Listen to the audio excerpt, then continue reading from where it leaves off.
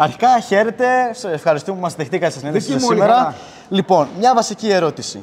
Αντιμετωπίζετε δυσκολίες στην άσκηση του επαγγέλματός σας και προς την αντιμετώπιση υποχρεώσεων ως Ευρωκοινοβουλευτής? Καταρχάς, είναι κάτι καινούριο για μένα, αλλά όχι και πολύ καινούριο. Με την έννοια ότι ως καθηγητής του Ευρωπαϊκού Δικαίου ξέρω πώς λειτουργεί η Ευρωπαϊκή Ένωση, γιατί τη διδάσκω στο Πανεπιστήμιο. Και ελπίζω ότι κάποιους από εσάς θα τους έχω και σύντομα φοιτητές μου στο Πανεπιστήμιο Πειραιώς, στο Τμήμα Διεθνών και Ευρωπαϊκών Σπουδών. Άρα, όταν βρέθηκα στις Βρυξέλλες φέτος το καλοκαίρι, το περασμένο καλοκαίρι, ως εκλεγμένος πλέον Ευρωβουλευτής της Ελλάδας, ήμουν αρκετά εξοικειωμένος με το τι γίνεται εκεί. Άλλωστε, και ως δικηγόρος πηγαίνω ερχόμουν στις Βρυξέλλες συχνά γιατί ασχολιόμουν με υποθέσεις ευρωπαϊκές. Όμως, τώρα είμαι νομοθέτης. Δεν είμαι ούτε δικηγόρος ούτε καθηγητής πανεπιστημίου. Τι σημαίνει νομοθέτης? Ότι στο Ευρωπαϊκό Κοινοβουλίο αποφασίζουμε τους νόμους που εφαρμόζονται και στις 27 χώρες μέλη της Ευρωπαϊκής Ένωσης. Μαζευόμαστε μια φορά το μήνα στο Στρασβούργο, όχι στις Βρυξέλλες, σε μια πόλη στα σύνορα Γαλλίας-Γερμανίας που λέγεται Στρασβούργο. Εκεί είναι η Ολομέλεια του Ευρωπαϊκού Κοινοβουλίου. Όλοι οι ευρωβουλευτές από όλες τις χώρες μαζεύονται και ψηφίζουμε τους νόμους.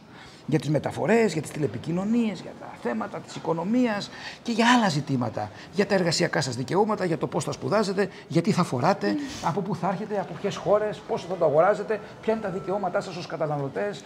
Αν αγοράσετε μια μπλούζα η οποία είναι κατεστραμμένη ή φθαρμένη, αν μπορείτε να τη γυρίσετε πίσω και να πάρετε τα λεφτά σας, όλα αυτά είναι ευρωπαϊκό δίκαιο. Δεν το ξέρετε.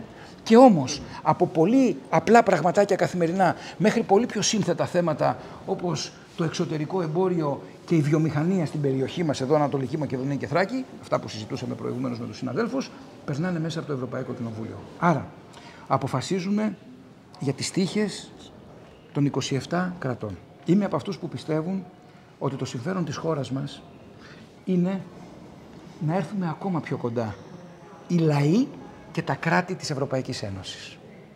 Να μιλάμε με ενιαία φωνή, να μιλάμε σαν ενιαίο κράτος, οι Ευρωπαίοι πολίτες να αισθάνονται ότι είναι πολίτες που μπορούν να ταξιδεύουν, να εργάζονται και να ζουν σε όλες τις χώρες της Ευρωπαϊκής Ένωσης επί ίσης όρης, με τις ίδιες δυνατότητες, και κάπως έτσι η Ευρώπη να αποτελέσει το πιο ελκυστικό κομμάτι του κόσμου για να ζει κανείς.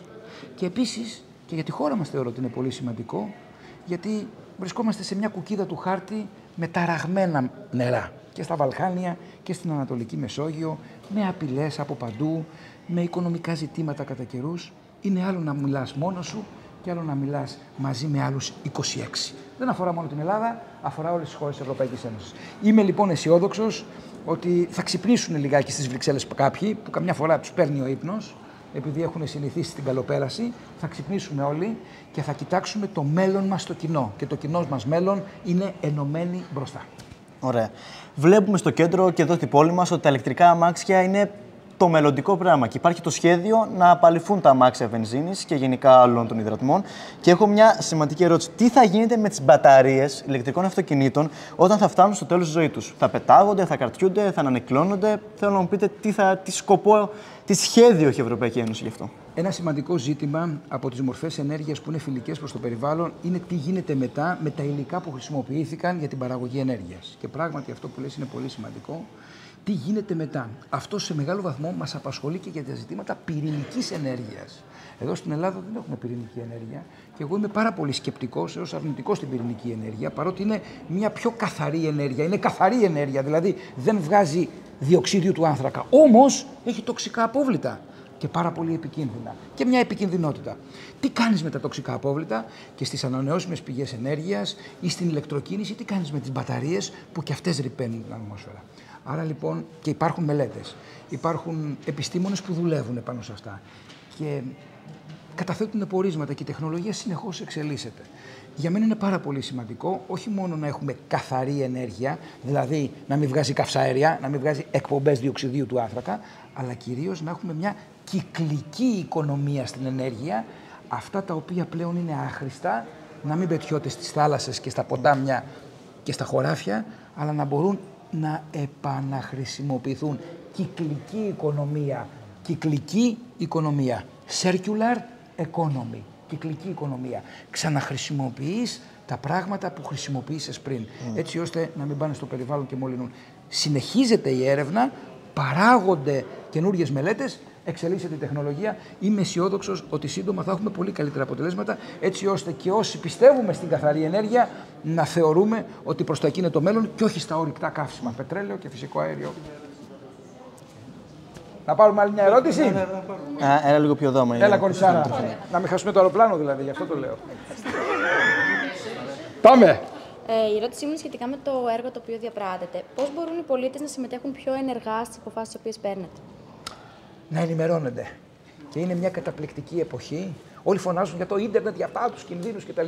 Εγώ, επειδή έχω 3 παιδιά, ο μεγάλος μου γιος είναι φοιτητής ήδη, η κόρη μου δίνει πανελλήνιες και ο μικρός είναι 14 χρονών, βλέπω ότι υπάρχει μια μεγάλη δυνατότητα ενημέρωσης. Υπάρχει και πολύ σαβούρα και πολύ σκουπίδι που κυκλοφορεί στο διαδίκτυο. Αλλά πλέον εσείς μπορείτε να μάθετε πολύ εύκολα τι κάνει ο Φαραντούρης εκεί πάνω. Και να κρίνετε. Μας αρέσει ο τύπος αυτός να μας εκπροσωπεί στην Ευρωπαϊκή Ένωση ή όχι? Άρα λοιπόν η ενεργοποίηση των πολιτών μέσα από την ενημέρωση βοηθάει και όλους εμάς να κάνουμε καλύτερα τη δουλειά μας. Γιατί λογοδοτούμε και γιατί ελεγχόμαστε. Και αν δεν ελεγχθούμε και δεν λογοδοτήσουμε σε εσάς, στους νέους ανθρώπους, σε ποιον θα λογοδοτήσουμε? Στη νέα γενιά λογοδοτούμε, γιατί οι αποφάσεις μας επηρεάζουν περισσότερο τον μέλλον σας. Άρα, να ενημερώνεστε, να είστε αυστηροί και να ζητάτε λογοδοσία και έλεγχο από αυτούς τους οποίους στέλνετε να σας εκπροσωπήσουν. Ωραία. Είπατε κάτι για πηγές ενέργειας κλπ. Έχω μια σημαντική... Μην χάσω το αεροπλάνο. Ναι. Τελευταία ερώτηση. Πάμε. Έχω μια σημαντική ερώτηση. Ποια είναι η γνώμη σας για τις ανεμογεννήτριες του θαλάσσιου χώρου, αυτές που είναι στη θάλασσα? Η γνώμη μου για κάθε τι είναι απλή. Όπως το μαχαίρι, αν το χρησιμοποιήσεις από τη σωστή πλευρά, θα κόψεις το ψωμί σου, και αν το χρησιμοποιήσεις από την ανάκοπη, θα κόψεις το χέρι σου. Έτσι και κάθε τι της τεχνολογίας, από το ίντερνετ μέχρι τις ανεμογεννήτριες, χρειάζεται μια καλή χρήση. Εάν για παράδειγμα πάρεις ανεμογεννήτριες και τις φυτέψεις σε ένα χωράφι που θα μπορούσε να είναι παραγωγικό, ή τις βάζεις στην πίσω πλευρά του σπιτιού σου και κάνει θόρυβο και καταστρέφεις ένα πολιτιστικό τόπο ή ένα οικισμό, τότε κάνεις κακή χρήση. Ή τις βάζεις σε έναν υδροβιότοπο ή μέσα σε ένα λιμάνι ή μέσα σε μια περιοχή οικολογικού ενδιαφέροντος που χαλάς τη χλωρίδα και την πανίδα, τη φυσική, τη θαλάσσια, κάνεις κακό. Δεν κάνεις καλό για να παράγεις 2 γράμμια ενέργεια.